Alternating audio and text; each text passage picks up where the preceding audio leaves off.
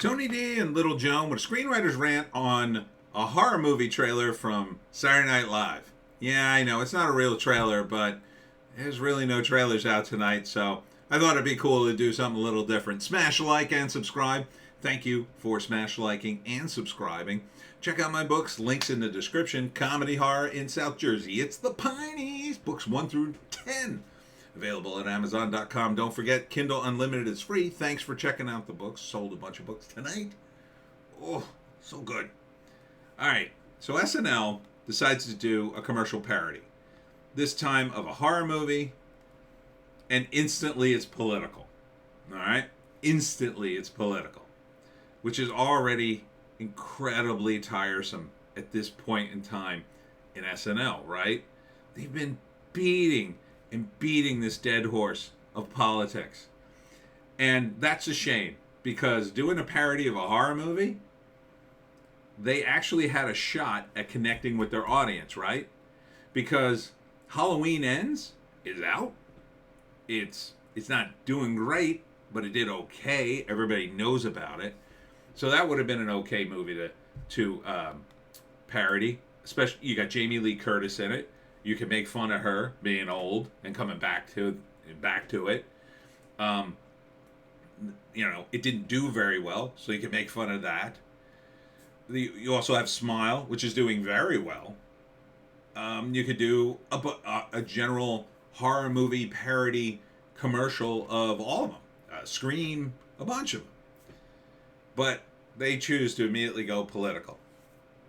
So the premise of the sketch is they're watching TV, and it says, sometimes horror from a familiar face can be the most terrifying. And then it's about Joe Biden running in 2024. And then, of course, everybody's upset. And, you trusted him once. But he could still win, right? He beat Trump, but can he beat DeSantis? This is, I guess, what passes for comedy amongst hardened Democrats. Ha ha ha. Like, is this even funny to them? Are they laughing that they have no candidates to run in 2024 other than Biden? So there's a part in which they rattle off some of the issues. Here's someone doing the math on his age, adding it up, that he's going to be 81. Yeah, we know he's old. He's lost his damn mind. How about making fun of that? So then they all get together, and they're all talking, and the assumption is, well, they're all Democrats, right? Because every good person's a Democrat. Everybody watching this show has to be a Democrat at this point.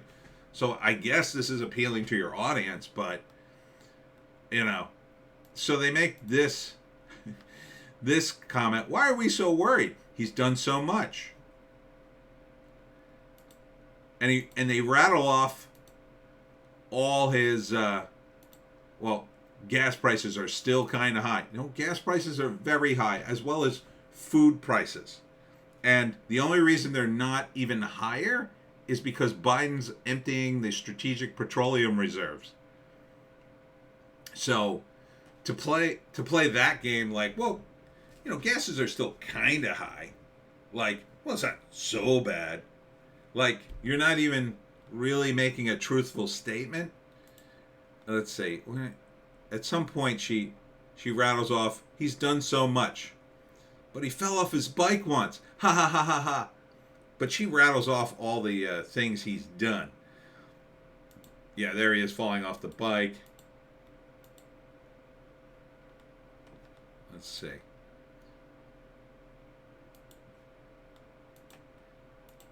Yeah, I don't remember where, but she rattles off the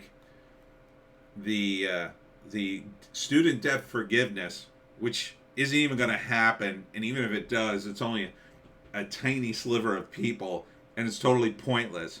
She rattles off the Inflation Reduction Act like it's good, like it reduced inflation. I mean, how can you even write that? How can you even write that with a straight face and go, oh yeah, everybody will relate to this? Oh, but he fell off his bike. Oh, we're making such a big deal about a guy falling off his bike. He's 79. He could have broken his hip. If he had broken his hip on that fall, he'd be in the hospital for a long time trying to recover. He may have died doing that. Good thing he had a helmet on. Probably should be wearing a helmet all the time. And then they get to the point where, like, he's not going to run. Well, we got somebody else. And somebody suggests Kamala, and she slaps him. Now, that's kind of funny because it is preposterous to think that Kamala could even run because she's so unpopular. But, like, it's ignoring the basic facts. Why is Kamala so damn unpopular? Do a sketch about that. Do a sketch where Kamala's, like, trying to be popular, but no matter what she does, she's incredibly unpopular because of her. Because it is because of her she's so unpopular. But yeah, I mean, I guess we can't see that. Then they start rattling off people who couldn't possibly run for president. Cory Booker, and they laugh at him, and then Bernie and Beto, and then finally at the end, Hillary, and they do like a whole smile thing, and it's supposed to be a horror movie. I mean, that's it? That's what you're going to do. That's the best you can do for a horror movie parody, is throw in the same politics you guys have been pimping for the last, I don't know, how many years? I don't know at what point Saturday Night Live got so friggin' political. I mean, they definitely got political in the Trump years. Super political. So I guess maybe 2015 is when it really started, when Trump was in the mix and Hillary was all set to win, and it slowly, I mean, it was already pretty lefty to begin with, but after that, my God. And this is what obviously it's not a three-act breakdown situation. They do one funny bit here, 2020 part 2, 2024 coming in 2023. That's kind of funny. I mean, at least it's kind of a joke. It's just like, can you guys stop doing politics? Or if you're going to do it, do actual politics. So you can appeal to someone outside of Manhattan? Maybe? Manhattan is in dire straits. And it was in dire straits in 75. Not the same, but pretty similar. There was a lot of crime, or garbage strikes, corruption. The liberals of that time didn't have a problem with making fun of crime. In fact, one of the first sketches on Saturday Night Live, it was a short film of driving around the city and waving to people saying, hey, show off your guns. And every person they stop at shows off their gun, like waves their gun. Hey! Because the implication being crime was so out of control in 75 that everybody was armed. And there were a lot of shootings.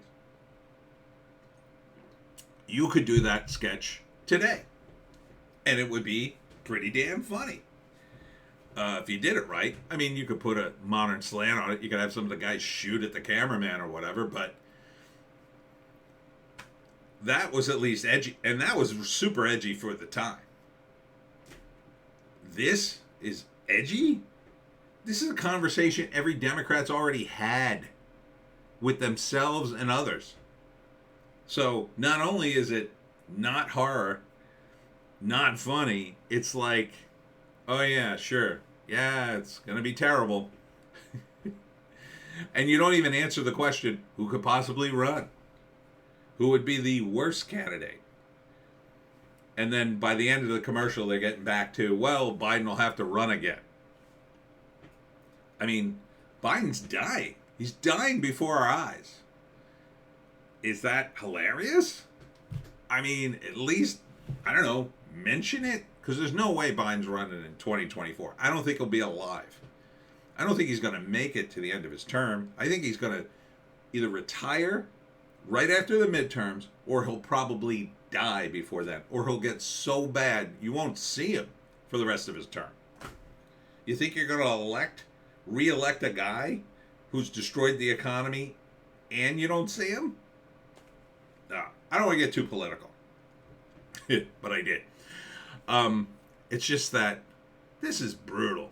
This is unbelievably brutal compared to the commercials parodies they used to do. Now, it's hard to do a commercial parody these days because who the hell's watching TV? Who the hell watches commercials? And how can you connect to that? But again, horror movies are something people connect with. They still watch them. Even if they hadn't seen a commercial for a horror movie on TV, they've seen it on YouTube because it's a kind of commercial they'll watch. I know why you don't do a Campbell Soup parody commercial, because it's going to be like, well, only people who watch TV, still watching TV, might have seen that. Nobody's going to seek out a Campbell Soup commercial on YouTube just to watch it. People do it for trailers, obviously. So you had a shot here to connect with the audience. Instead, you squandered it on a political bit that, I mean, the same people.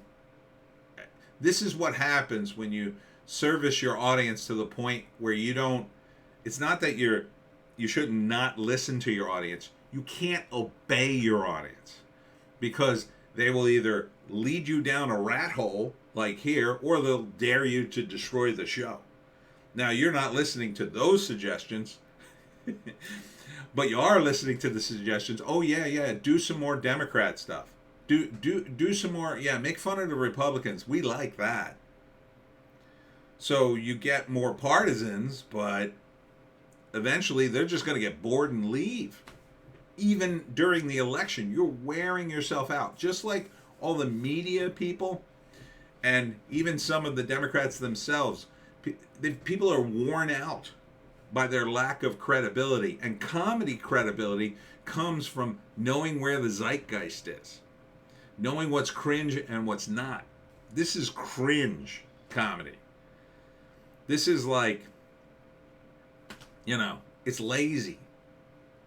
And look, I'm guilty of it myself in my comics sometimes, but they're just comics.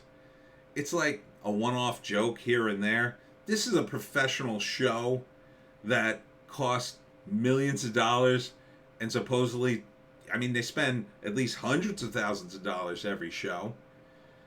They have professional comedy writers, allegedly. Couldn't there be some risk? Couldn't there just be some jokes outside of politics? Anyhow, that's my rant. Once again, bashing SNL. I feel bad, but I don't know. As someone who watched the original SNL, I feel obligated to speak up. So SNL is streaming now on Peacock. Maybe if they take it off of NBC and it just becomes a streaming show, maybe it'll get edgy again when everybody stops watching it and they cut their budget and then they don't care about it and it kind of goes off into a corner, and then the people on the show kind of take it over and actually do some comedy when the big adults, i.e. the corporations, aren't looking. So many topics you could have hit with this. And you went right back into the same old thing. Anyhow, that's my rant. I'm Tony D. This is Little Joan. Check us out on Odysee, Bitchute, and Rumble for our more bass takes. Tune in to the Halloween live scream tomorrow night at 7 p.m. I'm going to be doing lots and lots of ghost stories from all over the world. If I can get all the research done in time. I got a lot of work to do. There will be comments from the Lotus Eaters podcast that I took on my Reddit thread there. So should be fun. And if it's not fun, it should be interesting. And if not interesting, I don't know. What do you want from me? I'm doing the best I can. I'm a one-man operation and a one-dog operation. We'll see ya.